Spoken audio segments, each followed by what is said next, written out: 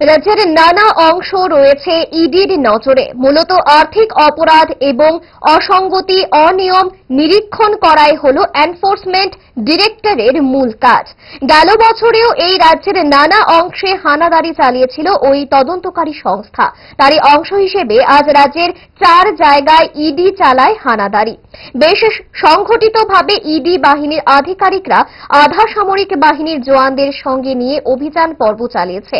এর মধ্যে রাজধানী শহরের বাধারঘাট নবজাগরণ সংঘ এলাকার মিহির দেবনাথ, এডিনগর সর্বধর্ম মিশন এলাকার স্বরূপ দেবনাথ, পশ্চিম নলছড়ের হারাধন বৈদ্য সহ বৃদ্ধনগরের উৎপল কুমার চৌধুরীর বাড়িতে চলে ইডির হানাদারি।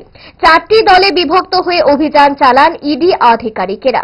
হানাদারি নিয়ে অবশ্য সংবাদ মাধ্যমকে কিছুই জানাতে চাননি ইডি আধিকারিকরা। ডায়েট যতই রেস্ট্রিক্টেড হোক না কেন, ওয়েদারকে তো আর রুটিনে ফেলা যায় না। But if there is a problem, 5 দশক ধরে গ্যাস, অম্বল ও পেটের সমস্যা একমাত্র সমাধান গ্যাস নল।